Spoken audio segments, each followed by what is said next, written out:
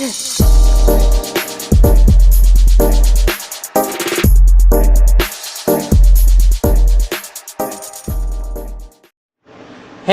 what's up, everybody? This is your boy Kenny, and this is Empire Season 5, Episode 5, and the name of this episode is The Death of Grief. I'm so happy that Empire and Star is back after the World Series.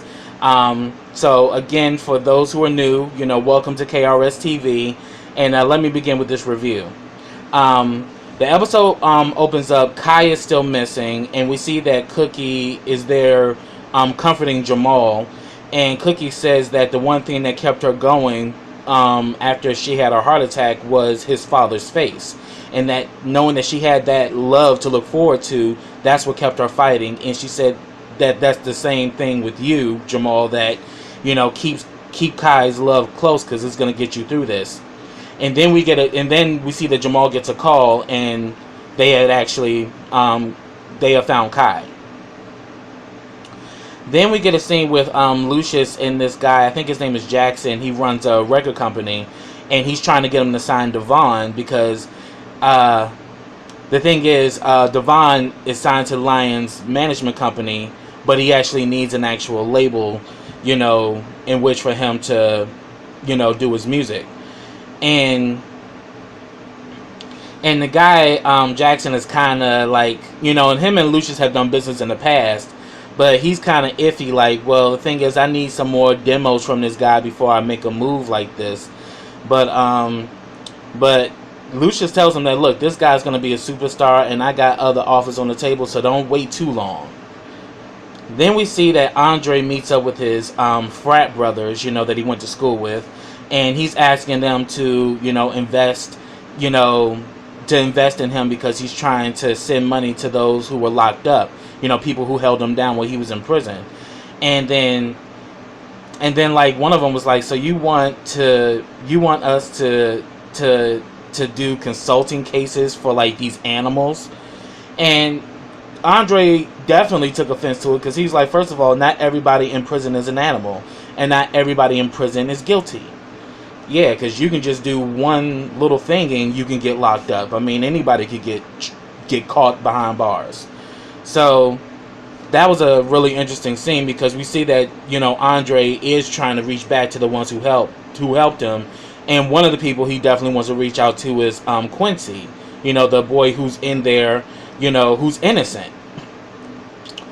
So then we get a scene where Jamal finally finds Kai. He's in the hospital. He talked about how he was ambushed and they escaped. And the doctor wanted to give him his medical information, and he was saying that we need to do this privately, but Kai was like, it's okay, they're family.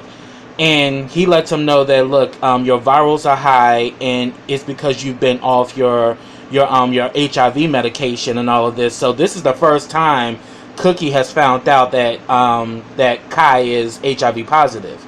So immediately, she pulled Jamal to the side and was like, are you sick? Are you really subjecting yourself to this? And Jamal lets her know that, look, he's undetectable and I'm on PrEP. And she's like, what you mean PrEP? PrEP to die? But Cookie's like, look, I really need you to really consider about this. I mean, this one moment could easily ruin the rest of your life. And Jamal lets her know, he is my life. And that's where that ended. So definitely, this has definitely shooken up Cookie. Then we see that Cookie is looking up information on HIV, only to be interrupted by Candace and Carol. And they asking like, well, who you researching about HIV and all of that? And she says, well, it's an artist. Okay, I just wanted to get some information. And then like, of course, they start being all extra. Well, especially Candace, because Candace started putting some sanitizer on, and was like, oh, well, you heard about that pastor, that he was cheating on his wife and gave her AIDS and all of that, and God rest his soul and all of this. So it's plainly obvious that they definitely have they don't understand that a lot has changed since the 80s and 90s, where people at that time were like, it was like a plague. People were just dying left and right from, being infected by AIDS and HIV. And, they don't really understand that it's no longer a death sentence. But while they were having this conversation, they also noticed that Candace had a bruise on her hand. And it was like, and then Carol was like, well, I did see you and your husband fighting the other day. I mean, she's like, oh no, it's nothing. I bruised my hand when I was cycling. So obviously, it sounds like Candace, is in some domestic violence type shit, and probably they're gonna end up finding out more about this.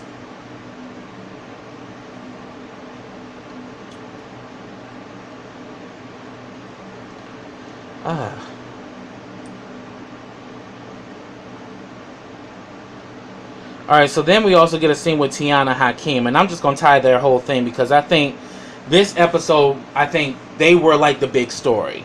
We see that Tiana Hakeem, they are cuddling up with each other, but right now he's not living in the house with her. And he gives her this necklace, and it says Princess on it. And, she pretty much says that, look, just because we're spending time doesn't mean we're fully back together. And then we see that Hakeem, has a gun. And she's like, look, you having that gun is not going to bring us back everything we've lost. So I'm kind of questioning, what the hell is this? And throughout the episode, they show flashbacks. And we come to find out that not only we knew that Tiana was pregnant, but we come to find out she was actually pregnant with twins. Because we see the little boy Prince has been born, but we didn't know that there was also a princess. And the necklace he gave her was the name Princess on it. So that was something that she definitely held dear to her heart. And we also see that, Tiana, recently did this song where she's expressing, her loss, her pain, her grief, what true artists do. They use, some of their personal struggles, and they put it in the music. And here it is, she presents this song to Kingsley, and Kingsley just immediately shuts it down and says that, because one, we know that Kingsley is running Empire based on algorithms. He's not basing it off of anything other than that. So you really just got this lab rat running the music industry like a laboratory, and he's not running it as a music as the music business. So here it is, she's like, saying that, look, this is some of my best work, and this is something that really expresses what I'm feeling. But he said that no, you need to do this song that I had approved, and and he just immediately shuts her down. But Becky was like, look, Tiana, I'll work on him. But she's like, no, I'm sick of people telling me what to do, and people telling me what I can and can't do. And she's pretty much like, look, I'm a mother. I actually have children, and if you had children, you would understand. I was like, ooh, you done hit a nerve with Becky, because we remember Becky was pregnant, but Becky had an abortion.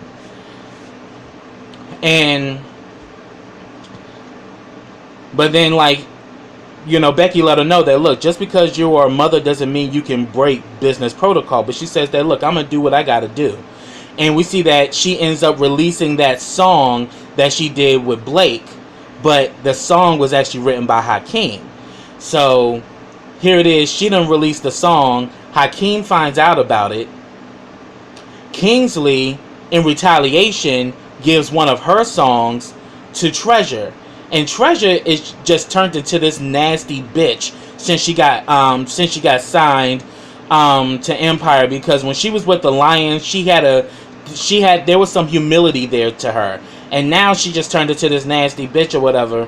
And Kingsley's like, look, you're not gonna undermine me, honey. Here it is. I gotta, and but Becky even argued for Tiana. She said that, look, based off of this alone, this thing is going to be huge, and people are going crazy for it. And he was like, yeah, but then again, if she would have did what I said, we would have still made the money anyway. But now, her overhead has now been used to launch this thing. So therefore, it's a loss for her, but a win for us. But he was saying, so he pretty much tells her that you may be used to doing that disrespectful shit to the Lions, but I'm not gonna take it. But Tiana looked like she ain't no Tiana though, so I ain't even sweating it. So she kind of blew it off him and left. But I was just like, man, Kingsley is not gonna be happy till somebody fuck him up, because Kingsley is really feeling himself, and it's obvious. It's all about power and control with him. He don't give a damn about music, and he doesn't give a damn about the artist or the artistry, which is one of the main elements of the music industry. You know, it's about the artist, and it's about creativity. It's not just about the money. So definitely when Hakeem gets wind that, you know, Blake is rapping on his song and everything, he gets really pissed off. And they end up having this launch party for Devon, which they all are there. At this event, Hakeem approaches Blake about the song and everything, and Tiana the whole time thought that it was Blake who wrote that song. Come to find out, it was Hakeem. They get into it, and like, you know, they literally were fighting, you know, left and right. I mean, but Hakeem was landing them damn hits. I mean, he pretty much knocked Blake out, like, but Blake was throwing them hits back though. And then him and Tiana get into it, and she was like, I just can't believe this. Like, why do you always do this shit? Like, I can't take no more of this. And he was like, look, I'm tired of people taking from me. Everybody's always taking from me. And now he trying to take my girl from me. So he was peeping the bullshit. And we actually get the flashback that when, you know, when she started going to labor, she was complaining about they was having some pains, but all the doctors was telling her that no, everything's going to be okay. It's fine. It's normal. And she's saying that something's not right. Something's wrong. And then the next thing you know, we see that Tiana passes out. And when she comes to, we see that she gave birth to a baby boy, but the baby girl died. So this is something that Hakeem has been dealing with, the loss of his child. And we see that this has definitely affected the both of them. And we see that Lucius is actually there for Hakeem. He says that, trust me, I know what you're going through, because Lucius and Cookie, they lost their first child, which was a girl. So definitely in this situation, Lucius could relate to his son Hakeem, and he told him that, look, you're gonna get through this, but you gotta be strong. But that was like a really emotional scene, because it really shows that, yeah, Hakeem has been dealing with a lot. And Tiana just got to the point where she's like, I just can't deal with this anymore. I'm done. And I have to say, in that scene, Soraya looked beautiful. Like with the green. I mean, she really was giving me Whitney Houston 1980s with that look, and she looked gorgeous. So we definitely saw that go down. Then as far as Andre, his frat brothers didn't give him any money, so that definitely upsetted him. And he has a conversation with Cookie where he says that, you know, I now have a high level of respect for you, and I apologize because, you know, when people will ask me about you while you were in jail, I would either not answer it, or I would just tell people you were dead. And now being in there, I understand what you went through, and I now have a high level of respect for you. So we see that but he's like, look, I really want to help those who helped me, the people who held me down, and I really need money because money's the only thing that's going to help them. And Cookie was like, well, if the only thing that matters is money, then obviously I failed as a parent, if that's what you think, because there's more to life than just money. So then we see that Andre goes to the jail. He meets up with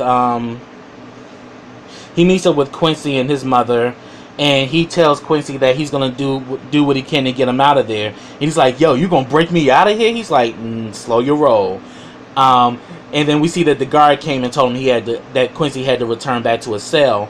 But he says that, "Look, I'm gonna work something out to get you out of there."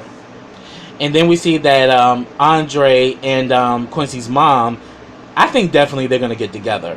But they start talking, and she's saying that, "Wow, it's just so great that you really want to help my son, and I thank you for all that you've done, because you being an innocent person, you understand how people get railroaded." He was like, "I never said I was innocent." So she's like, "So you saying you really killed that girl?"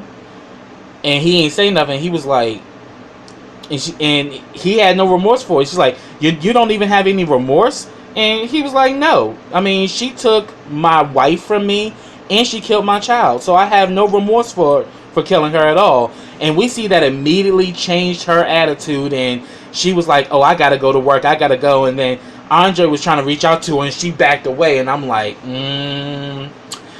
but it's a lot more to that story than you realize.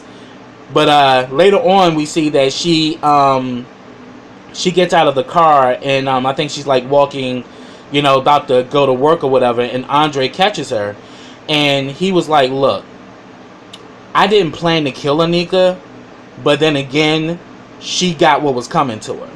And he says that, "Yeah, I have to admit, yeah, I am a killer.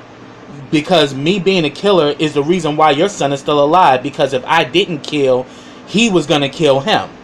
And we definitely knew that to be true. And then we see that started to soften her a little bit, where she realized, he killed to protect my son.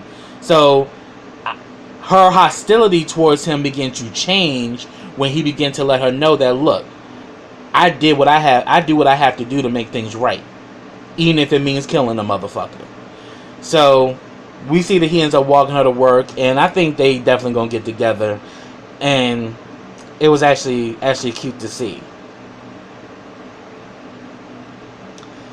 So then also on this episode, we see that Devon and Lucius are working, like he's trying to work with Devon on his delivery, but he's not really feeling it because he feels that Devon is not being honest, and he's not really delivering, the music the way he should.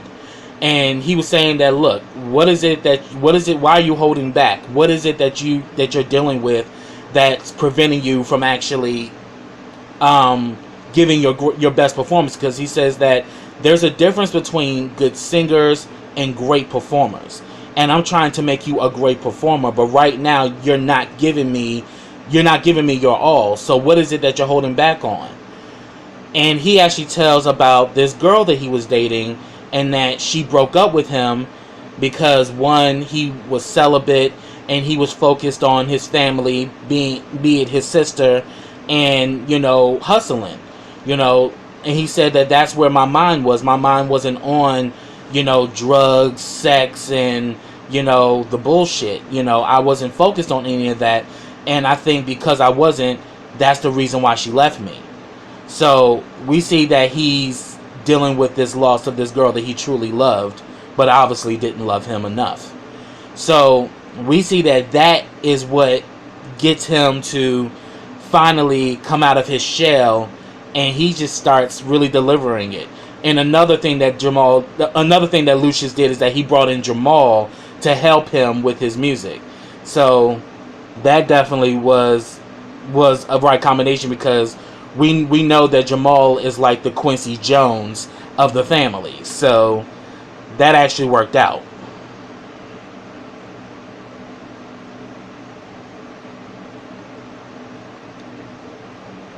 So we pretty much see at Devon's listening party, his party's a success. Jamal gets up there and he does a song with Devon, and he dedicates it to Kai, and Kai's in the audience. And we see that Cookie is still bothered by the whole situation, involving Kai. So while Jamal's performing on stage with Devon, she taps Kai and actually says, "We need to have a conversation." And we actually see in this situation, Cookie was just straight up with it. She was saying that, so she was like, so you mean to tell me you have HIV and yet you're dating my son? And he says that, look, I'm undetectable and I would never do anything to jeopardize Jamal's health. And Cookie was like, that's one thing to say it, but then I've seen women when I was locked up who died of AIDS, and I literally seen them like literally just get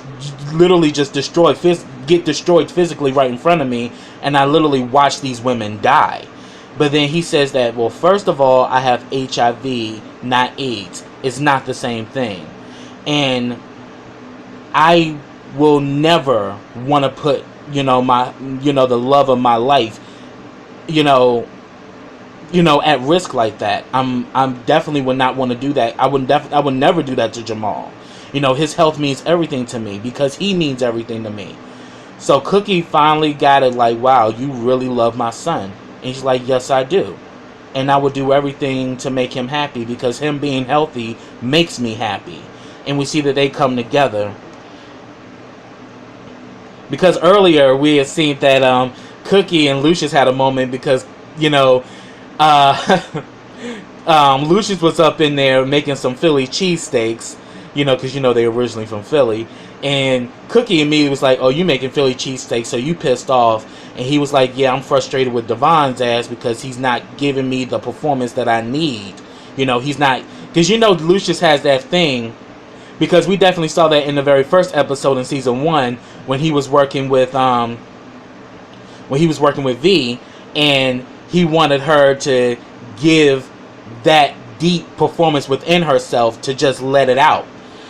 And we see that he's doing the same thing with Devon, but it's just not working.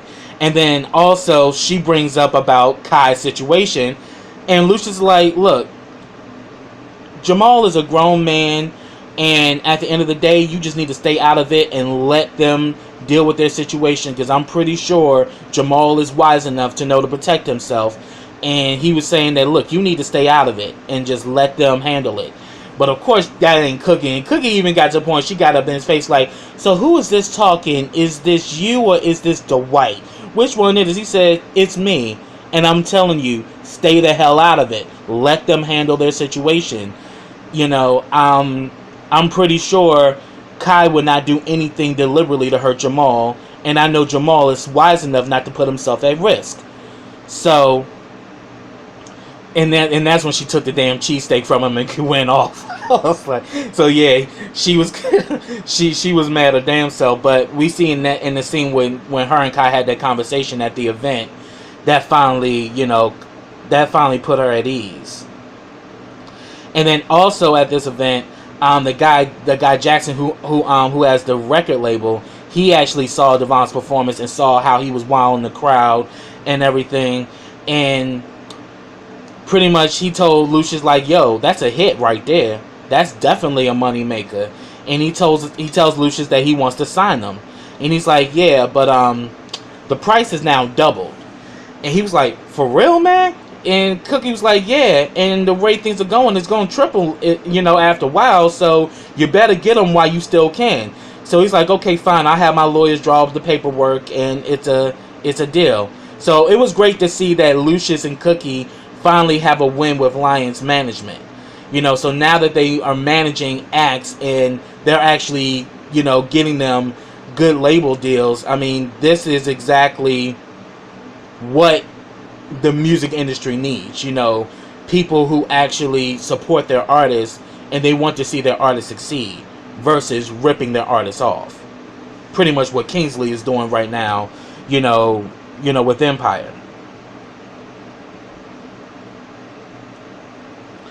So pretty much after all that went down, we see that at the final scene, we see that Jamal and Kai are together, and Kai lets Jamal know that, look, I had a conversation with your mother, and he was like, oh God, what'd she say? He's like, look, one thing I could say, your mother is very protective, and I've never seen a mother so protective of her middle child before in my life. I'm like, yeah, we saw from the very first episode of Empire when she talked to him through when she was in jail and he was a little boy. She let him know, mommy got you. No matter what, mommy got you. So yeah, we know that Jamal is her baby, and she ain't gonna let nobody fuck with her baby. And pretty much Kai lets Jamal know that I don't want to lose you. He gets down on one knee and he proposes, and he, and he says that, so when did you decide to do this? He says, the moment I got out of the hospital. And he was like, man, you stole my damn move. And then all of a sudden Jamal, gets his ring, and we see that this really tears up Kai, because now he realizes that, wow, they really are meant to be together. So they literally propose to each other, and they both have rings to give to each other. And it was actually a beautiful thing to see black gay love being displayed in such a positive light, and that they truly have a genuine love and respect for each other. And I really do hope it works out, because we definitely know that Jamal and his relationships never really pan out the way they should. So I'm hoping that this whole thing between Jamal and Kai actually is a good thing and it doesn't end badly.